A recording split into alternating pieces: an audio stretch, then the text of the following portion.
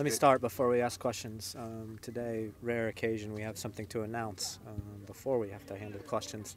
We've made the decision as of yesterday afternoon that the captain for the 2018 Orlando City Soccer Club will be Jonathan Spector. Right. Well, going off that, why Jonathan Spector? Host of reasons. We put together a group of 6 players that we really have identified as sort of the leadership core of this group. Jonathan has been a very active member of that. Jonathan, with his experience, with his age, with the position that he plays, I think he's suited to organize the players in front of him, to coach on the field, as well as to lead by example and show the younger players what it takes to be a top professional with all of the international experience he's had up to this date. Looking ahead now to the 2018 season, you're kicking it off against DC United, who also has had quite the active off-season themselves. So what problems do they present you from what you have seen from their preseason matches? Yeah, I think anytime you're going into the first match, especially when it's against an opponent that has as many changes as they do, you're not going to be exactly sure what it's going to look like. Because preseason matches, let's face it, they look different than real matches because the players know that they can't go 100 miles per hour and put in 100%. So things oftentimes look very different once the first whistle blows for the real game. But we do our best to scout their preseason games. We have a pretty good idea what they're trying to do. And the truth of the matter is this is a home game, so we need to be focused on ourselves first and foremost. And they brought in guys like Maddox from Portland and Assad from Atlanta. How do you go about trying to contain them? Yeah, really nice attacking pieces, as well as Areola, who's a holdover from last year, and Acosta, who's a holdover from last year. So all of a sudden, it's a team that can present some really dangerous threats. But as I said, for me, 80% of our energy and focus is going to be on our guys and playing our game in our stadium.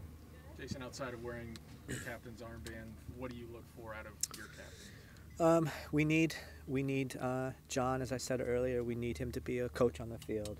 We need him to be repeating the messages that we have delivered as a coaching staff from a tactical point of view. We need him to be repeating the messages that we have delivered in the off-season and the preseason about culture and what it means to be part of this fantastic Orlando City Soccer Club. And we need him to lead by example. It's one thing to say it, it's another to do it. So we will expect that he will follow through with his actions. Is his job maybe just a little bit harder with so many new faces on the team, and has he risen to that occasion?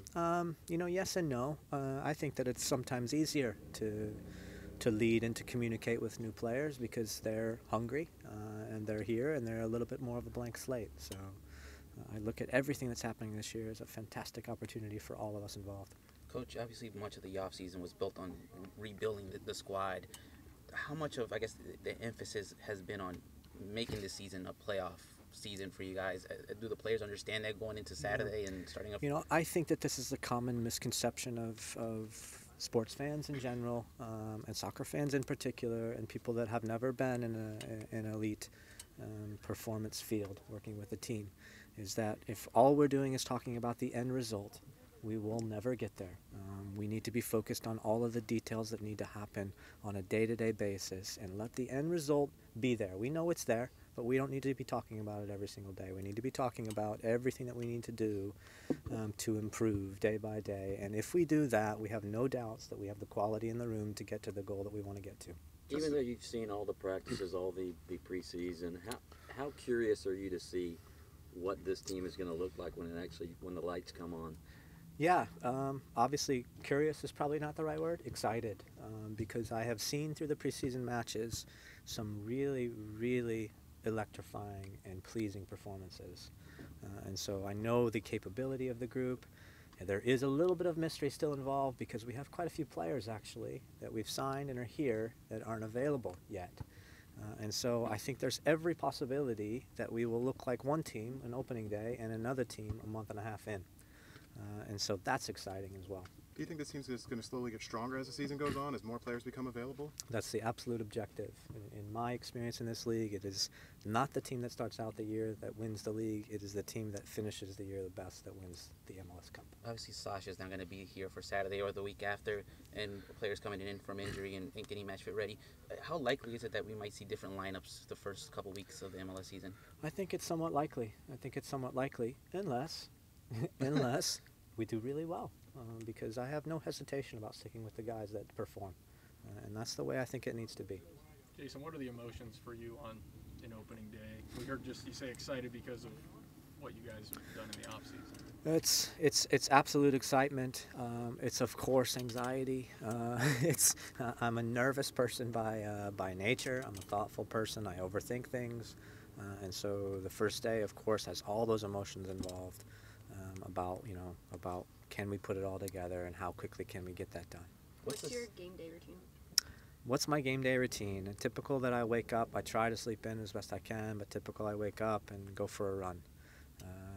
I've found that through exercise is therapeutic for me, and that will be a big part of most game day routines.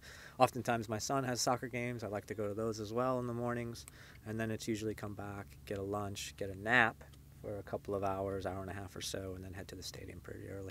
Any special meal for the pregame routine? Oh man, you guys are going way too far into details here. No, as a player, there was like X, Y, and Z had to be eaten every single game day.